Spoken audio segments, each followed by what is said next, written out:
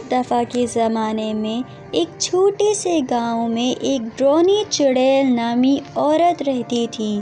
وہ اپنے سیاہ جادو کی وجہ سے مشہور تھی اور مردے کو بلانے کی صلاحیت رکھتی تھی۔ گاؤں والے اس سے خوف زدہ تھے اور اس سے دور رہتے تھے، لیکن ایک دن ایک گروپ کے جوان بچے جنہیں اس کے کٹہرے کے بارے میں کچھ نہیں پتا تھا، جنگل میں اس کے کنارے پر چڑھ گئے۔ وہ دلچسپ تھے اور اس جگہ کا تعاقب کرنے کا فیصلہ کیا۔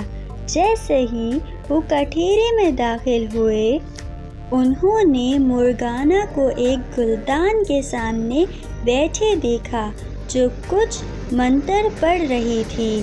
بچے خوف زدہ ہو گئے اور بھاگنے کی کوشش کرنے لگے، لیکن مرغانا نے انہیں پکڑ لیا۔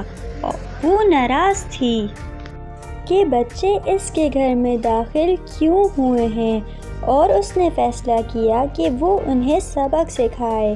جادوگرنی نے ان پر جادو کا ٹونا ڈال دیا اور وہ مینڈک بن گئے۔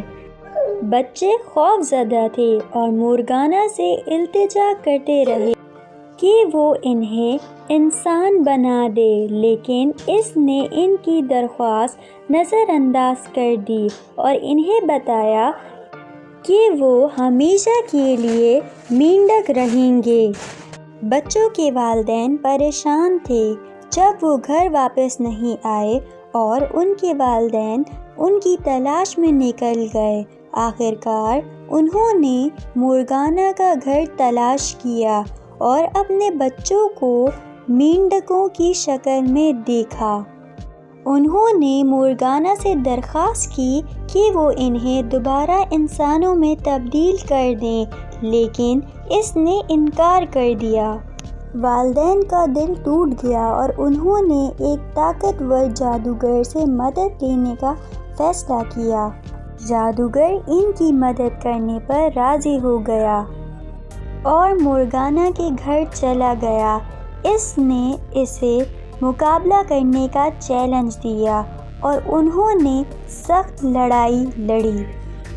آخر میں جادوگر فاتح بن کر ابھرا اور مرغانا کو بچوں کو دوبارہ انسانوں میں تبدیل کرنے پر مجبور کیا۔ مرغانا شکست کھا کر گاؤں سے بھاگ گئی، جسے پھر کبھی نہیں دیکھا گیا۔ بچے اپنی انسانی شکل میں واپس آنے پر بہت خوش تھے اور انہیں بچانے کے لیے انہوں نے جادوگر کا شکریہ ادا کیا۔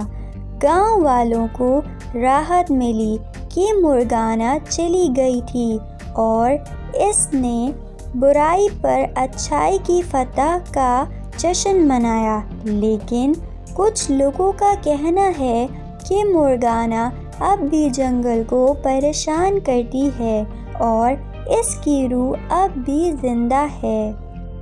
ان کا کہنا ہے کہ اگر آپ کبھی آدھی رات میں اس کی ہنسی سنیں تو جتنی جلدی ہو سکے دوڑیں اور کبھی پیچھے مڑ کر نہ دیکھیں۔ مزید اچھی ویڈیوز کو دیکھنے کے لیے ہمارے چینل کو سبسکرائب کریں۔